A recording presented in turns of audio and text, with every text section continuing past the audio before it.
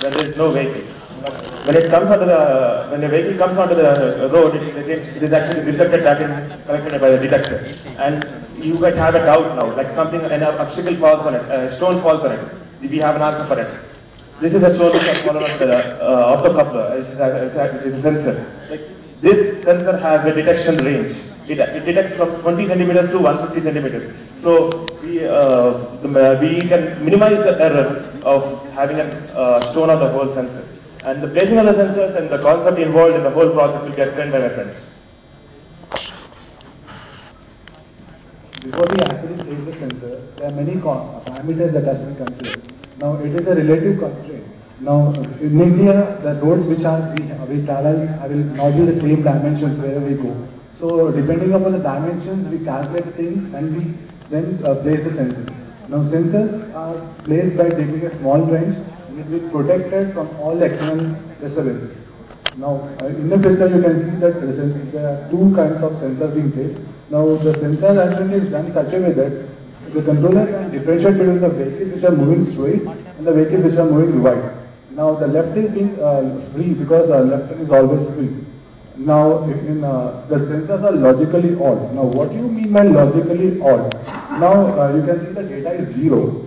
When a vehicle comes and stops on the sensor, there is a change of logic, that is 1. And if the number of vehicles come and stop on the sensors, the logic is always high there. And depending on the logic that we obtain, the data is being generated. Now, when all the logics are 0, then the controller thinks that there is no data. And when the logics are high, then the traffic is high. So, in this way, the data which is being generated is then transmitted to the controls. Now, we use a wireless UART to transmit the data. Now, we collect the same way we collect the data from all the lanes, all the roads and all the sites. Once the controller gets a signal, we need to give the proper signaling depending upon the type of traffic. Now, dense traffic, depending on the traffic, we give the signaling. Now, the way the programming is done and how we are giving the signaling will be told by my friend. Good afternoon, one and all. Now, before explaining about the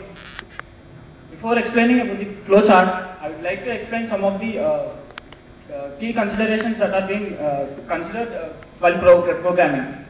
So now, let's consider the lane 1, which is the highest density lane. When the lane 1 is highest density lane, the first condition that we are checking is lane 2 and we are accumulating the densities of lane 2 and lane 4. So, if the accumulated densities of the lane 2 and lane 4 is greater than the lane 1 density, then the lane 2 and lane 4 are given the green signal. Straight going vehicles are given the green signal. So that more amount of traffic is cleared. And next, if only lane 1 is higher than the lane 2 and lane 4, the signaling is given in this way so that the traffic is cleared. And next, the consideration is opposite two lanes having straight going vehicles has the highest density. Then the straight going vehicles on the lane 1 and lane 3 can be given green signal so that more amount of traffic is cleared. And the next consideration is adjacent two lanes having the greater density. And now consider the lane 4 having the highest density, lane 4 straight going having the highest density, and the right going vehicles on the lane 4 and the lane 3 are having equal densities. So now giving green signal to the straight going vehicles of the lane 4, the green signal can also be given to the lane 4 right going vehicles or the lane 3 right going vehicles. So here we will give the green signal to lane 4 straight going and right going vehicles so that more amount of traffic is cleared. And here as the density on the lane 3 and lane 4 right going vehicles is equal, we can give green signal to any of the lane. So the next consideration would be the straight going vehicles on lane 2 and the right going vehicles of the lane 1 are having highest density. So they can be given green signal to clear more amount of traffic. But this can be done only if the dimensions of the lane 4 is, if the road is wider, so that there wouldn't be a traffic jam giving green signal to lane 1 and lane 2 at the junction. So now entering into the flow chart, the priorities are initially set based upon the previous analysis. And after that, if we don't have, if we are not getting the data from the sensors, in order to avoid a situation that there is no signaling being given, we will switch on to the normal mode of operation which is presently prevailing.